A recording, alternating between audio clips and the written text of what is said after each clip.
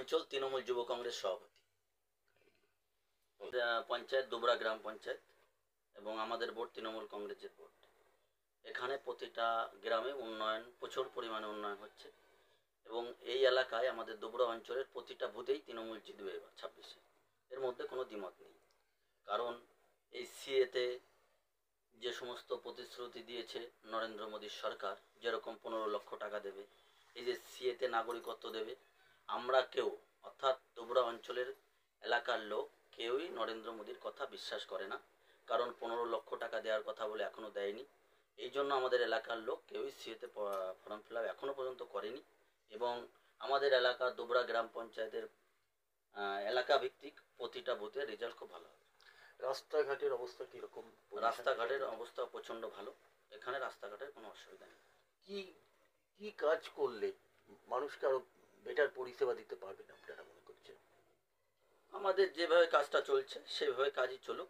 দিদির উন্নয়ন ঘরে ঘরে পৌঁছে গেছে, আমাদের দিদির উন্নয়ন অর্থাৎ মমতা দিদির উন্নয়ন, এবং এই উন্নয়নে কোনো কমতি আমাদের দুবরা অঞ্চলে নেই। আশা করি আগামীতেও থাকবে না, উন্নয়নের ঝড় চলছে, চলবে। 2026-এর আগে সিএএ এনআরসি নিয়ে আবার একটু মাথাচাড়া দিয়েছে, তো আপনার এরিয়ার মানুষ কতটা ভয়গ্রস্ত হয়ে আছেন কিংবা কিভাবে তাদের পরিষেবা আপনারাই করছেন, দিচ্ছেন?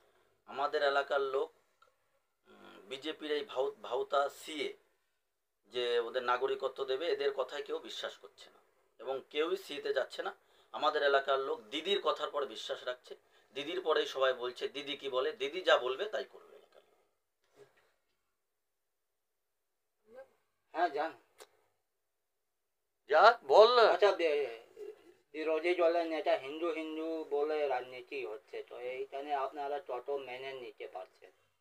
আমাদের এই নিয়ে কোনো নেই। এখানে আমাদের কিছু কিছু বুথে মুসলমানও আছে, তাদের বাংলাদেশি কোনো মুসলমান আমাদের এলাকার নেইও। আর আমরা হিন্দু মুসলমানের রাজনীতি পছন্দ করছি। আমরা চাই সবাই একসাথে বসবাস করি, কোনো সমস্যার সমাধান সম্মুখীন আমরা হতে রাজি নই। ওনারা বলছেন আমরা এসে সোনার বাংলা বানাবো, এটা নিয়ে কি বলবেন? ওরা তো সোনার বাংলা, বিভিন্ন ডবল ইঞ্জিন সরকার, বিভিন্ন সরকার, মধ্যপ্রদেশ, রাজস্থানে যে সমস্ত সরকার আছে ওখানে তো ডবল ইঞ্জিন। ওখানে কিসের উন্নয়ন হচ্ছে? উন্নয়ন তো পিছিয়ে আছে ওখানে। আমাদের রাজ্য তো অনেক এগিয়ে আছে। এই যে আজকের পেপারে দেখলাম জব কার্ডের দিকে আমাদের সারা পশ্চিমবঙ্গে 2টো ভুয়ো জব কার্ড পাওয়া গেছে, আর অন্য অন্য প্রদেশগুলো, বিজেপি শাসিত রাজ্যগুলো অনেক ভুয়ো জব কার্ড পাওয়া গেছে।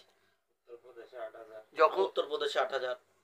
যখন দেখা যাচ্ছে যে সাধারণ সম্পাদক অভিষেক বন্দ্যোপাধ্যায় বারবার বলছে দলকে সংযত হয়ে কাজ করার জন্যে, বিভিন্ন জায়গায় দেখা যাচ্ছে দলীয় কোন্দল বেড়ে গেছে, আদি নব্যের একটা ভেদভাবের সৃষ্টি হয়েছে, তো এই জিনিসগুলো আপনার এরিয়াতে আপনারা কিভাবে সমাধান করছেন?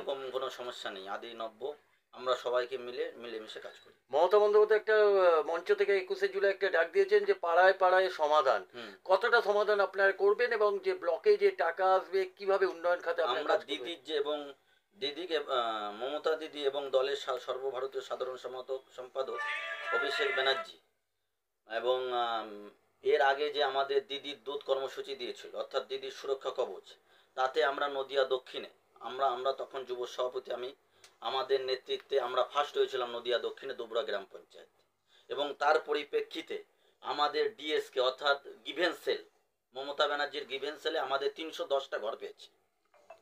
আবার অমিত শাহ ওয়েস্ট বেঙ্গলে আসা চলেছেন, এটা নিয়ে কি বলবেন? অমিত শাহ যত আসবে তত আমাদের ভোট বাড়বে, ওতে আমাদের কোনো অসুবিধার মধ্যে আমরা এই করি না।